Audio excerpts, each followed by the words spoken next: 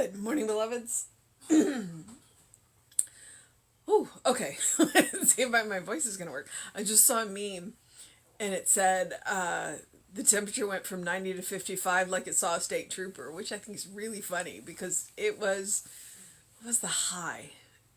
80. It got up into the high 80s and then dropped into the 50s. It actually, one of my weather apps said it was 56 and the other one said it was 58. So it's absolutely a gorgeous day, gorgeous morning. We actually have the windows open. The cats are enjoying the sunshine and the wind and the fresh breeze. It was a fantastic morning for a ride. I wore a jacket. Yay. The problem with riding is you create your own breeze, and it's a lot stronger than the breeze you create when you're running. So we needed the additional protection with the jacket, but it was really cool. So, make the most of this weather. Make the most of this weather. Get out and play in it. Because, it won't last long. We don't know what's coming, so, yeah, but it was a beautiful day. So I do strongly encourage you to get out and enjoy it. That whole engage your mind and body, go get the face full of sun. Today's a good morning to do that because it's gorgeous out there. It's just gorgeous out there. All right. I have 2 bookmarks in here. Oh, I was like, what's that other bookmark? It is September 23rd. Our title is I Sense the Divine Presence Within Me. And the quote is, conceiving nothing is impossible unto thyself. Think thyself deathless and able to know all arts, all sciences, the way of every life.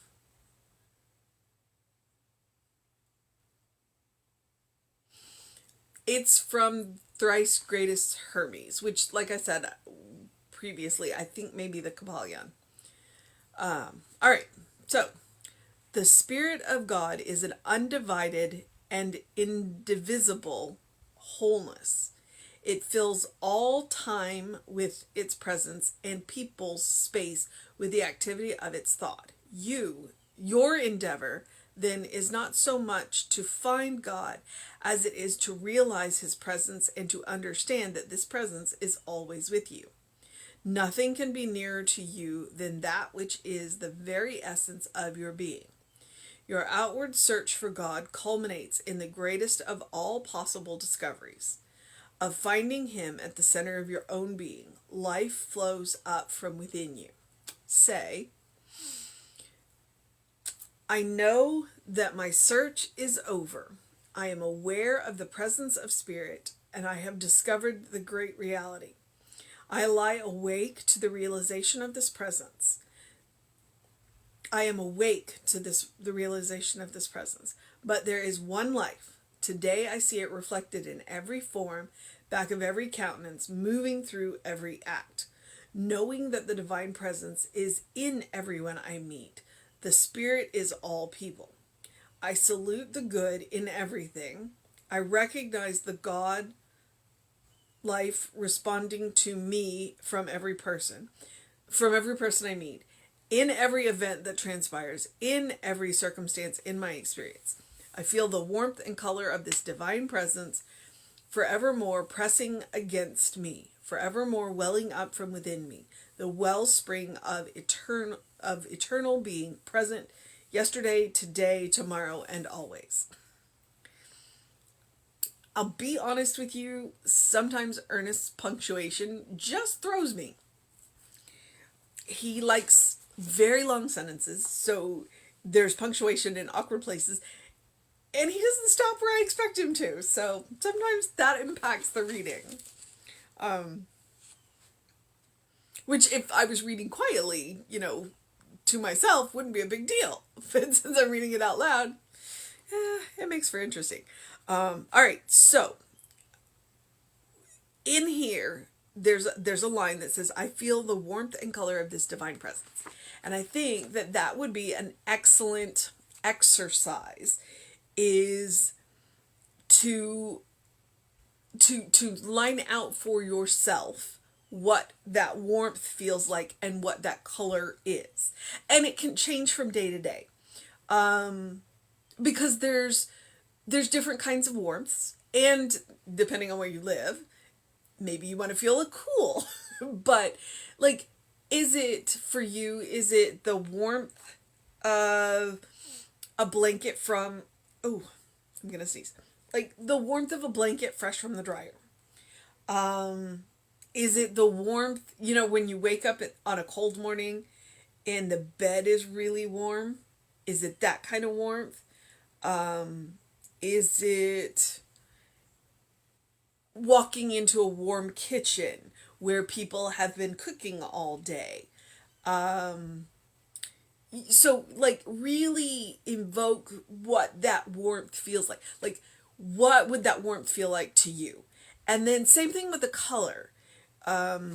So I feel the warmth and color of this divine presence. What color is it? What color is it? What, or colors? Like, is it one dominant color? Is it a complete rainbow? Just go ahead and create that for yourself. And then when you want to put yourself in that present, you already have the fit. And he says warmth and color. I say go ahead and use all senses, all five senses. Because when I was talking about warmth, I said, kitchen. And what would put you in the mind of God? Like a warm apple pie, roast beef, anything like that. Use your senses.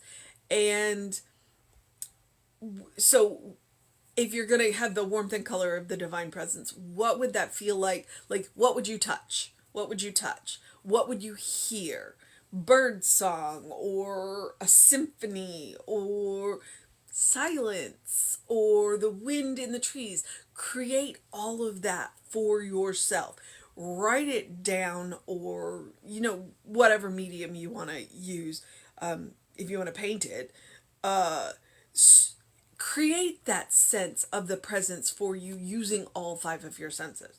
And then when you want to go into a treatment or a meditation or what have you, you already have that, so that it's literally a coat that you can put on. And then when you have those moments where everything just seems like it's gone crazy, again, you have this coat to put on, because you've created that divine presence in all five of your senses, with all five of your senses. It's an excellent spiritual exercise, and it gives you a tool that you can carry with you and use. So create it. Go ahead and create it. All right. I sense the divine presence within me, which is the whole goal. That's the whole goal of Science of Mind. Science of Mind says where God is right there within you. It is our job then to feel it. And to set it free, because we're the ones that put the limits on the God within us. God, Spirit, does not limit us. We limit its activity in us, because we can't truly limit God, but we can limit the activity that we're willing to participate in. So that's to sense the presence and to set it free within us. All right. And I don't know what to do with the quote. I really don't. Conceiving nothing is impossible unto thyself. Think thyself deathless and able to know all arts, all sciences, the way of every life. So that's the thrice greatest Hermes. That first line, I don't know. But everything else, it's like, think thyself deathless and able to know all. You have access to absolutely everything that God is. How much are you willing to accept? So that's what that line is. So the Spirit of God is an undivided and indivisible wholeness. That is a statement of, I'm going to say a statement of fact. That is the principle that Science of Mind teaches. That Spirit is undivided and indivisible. We can't do anything about that. God is all. It fills all time with its presence, and people's space with the activity of its thoughts. So there's nowhere in time that God didn't exist, and there is no one, like, if we got on a spaceship and traveled to the other side of the Milky Way galaxy and met a sentient being, that would be God as well. That would be God in motion as well. All right. Your endeavor then is not so much to find God as it is to realize its presence and to understand that this presence is always within you. We don't have to go looking for God. All right? Because God is right here, right now. God is right there, right now. God is all around us right now. Our job, our endeavor, as he uses the word today, is to recognize that. To see God everywhere. Your outward search for God culminates in the greatest... Oh, wait, I skipped a line.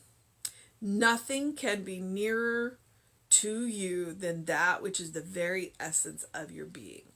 You are made up of God. You are made up of God's stuff. Your outward search for God culminates in the greatest of all possible discoveries, the finding of spirit at the center of your own being. Life flows up from within you. So the well that we talk about, it's not a well that we have to go to, because the well is within us. So when we go to the well to fill up with that inexhaustible supply of God's stuff, God love, God creativity, God intelligence, whatever, where we go is within. Where we go is within. Which means we can never be cut off from that well. We can never be cut off from God.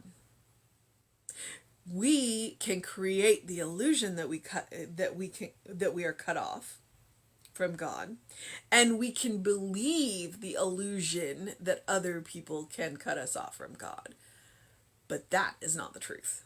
The truth is we can never be cut off from God, because God is right there within, always. All right, on to, is it life flows up from within you? Onto the power statement, the treatment, the affirmation. Please feel free to use these words as your own. And if there's any of them that you want to change, feel free to change them. Ernest would be totally okay with that. I know that my search is over. I am aware of the presence of spirit. I have discovered the great reality. I know that my search is over. I'm aware of the presence of spirit, because I know that the spirit is right here, right where I am, right within me. I have discovered the great reality. Do I walk around in the great reality all the time? Probably not, because it would make it hard to get stuff done in the material world. But I know in the back of my mind, in the subconscious mind, I know the great reality.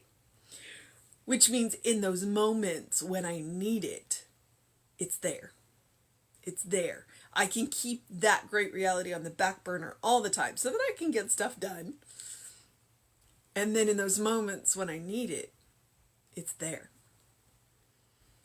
I am awake to the realization of this presence. There is but one life. Absolutely every one of us share that one life. We are all one. Today, I see it reflected in every form, back of every countenance, moving through every act. It's there. Sometimes we have to look a little harder to see it, but it's there. And frequently, when we meet people who are not acting in that God-centered way, the best thing that we can do is to hold the space for them to realize who they are. We don't even have to have a conversation with them. We don't, because sometimes it's just not safe. But we can hold that space for them, that they know who they are. And we can treat them with the kindness and the compassion and the love that we can from wherever it is that we are choosing to. And sometimes the best response is no response. When people are behaving badly, then you say, you're a beloved child of God.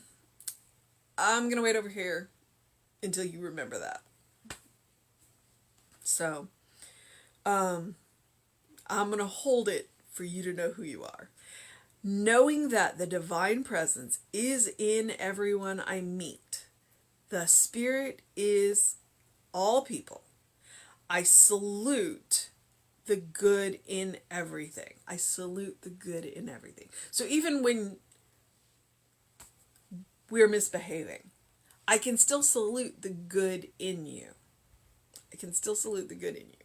So if I'm having an off day, please salute the good in me. And feel free to stay over there until I remember who I am. So I recognize the God life responding to me from every person I meet, in every event that transpires, in every circumstance in my experience. I recognize the God life responding. And sometimes it is about seeing the spark and going, how can I build on this? How can I build on this?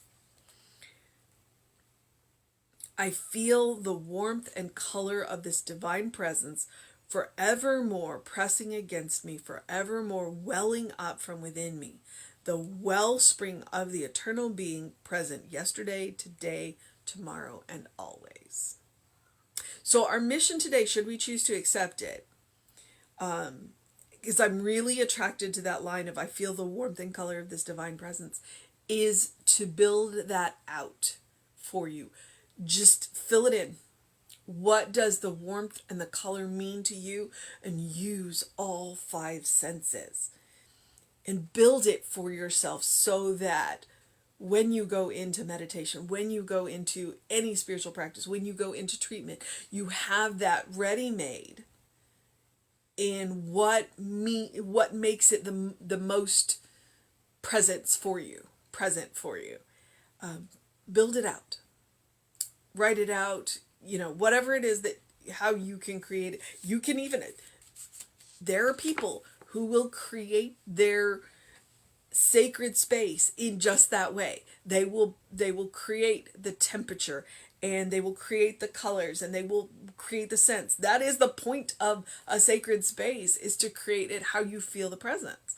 Well, go ahead and do that. If you want to do it in words, or, so that you can build it in your mind every time. If you want to build it in your physical, presence, please do that. Please do that. Please do that. All right. I'm also going to encourage you, as I always do something loving for yourself, do something kind for yourself, do something compassionate for yourself, whatever that looks like. It is an absolutely gorgeous day, and I wanted to enjoy the breeze this morning, so that we opened the windows. We went for a great bike ride. Sometimes being loving, kind, and compassionate with yourself means being gentle with yourself. And sometimes it means, taking yourself to task. Gently. It's like, okay, what haven't I been doing? What can I do better for myself? It is about self-care, and it is about being who you are, being that beloved child of God, and practicing it so that it's a default setting. So that your first response is a loving, kind, and compassionate response when you meet up with people who have forgotten who they are. So that when you're tired and raw and irritated, and somebody comes in and they've forgotten who they are, that you can not react to them. You can respond to them, but you can not react to them. So, bank it up. But you are a beloved child of God, in whom God is well pleased always and forever. You deserve it. You deserve your own loving, kind compassion. Every single day. Okay. I do encourage you to engage your mind and your body. I do encourage you to continue to drink plenty of water. I do encourage you to open the windows of your soul. Allow that breath of heaven to remind you, you do live in heaven now. It's right here, right now, all around you. It merely requires your willingness to participate, to see it, to engage with it. Yep, that's it. Okay, it is Thursday, I think. I'm pretty sure. Yeah, it's Thursday. And there is a prayer circle today at 7 p.m. I believe it's done by Telebridge. So if you want that information, it is in the weekly email. So you can email info@creativelife.org to get on that mailing list, or just to get the Telebridge number for the prayer circle. It's done by 2 amazing practitioners, so please feel free to avail yourself of that. And then the High Mysticism book study that I can never remember what day it is, that's on Fridays. All right. So I think that's everything. All right. So I'm going to tell you to have a good day, a great day, an amazing day, a fantastic day, an amazing day. And if that is too much pressure, simply have a day. Simply have a day. Take care of yourself. Take care of yourself. Be gentle with yourself. Be kind with yourself. Do what you need to do. Do what you need to do. And feel free to catch us on all of the social medias. Follow us on all the social medias. The Creative Life Spiritual Center is the YouTube and the Facebook. And then Creative Life Spark is the Instagram. And I am the Running Rev Ryan on all 3 platforms. So, have a good day. And know that you're loved. Know that you're loved. Reverend David should be on around 5 p.m. with you. I will be back with you at 9 a.m. So until next time. Bye, beloveds.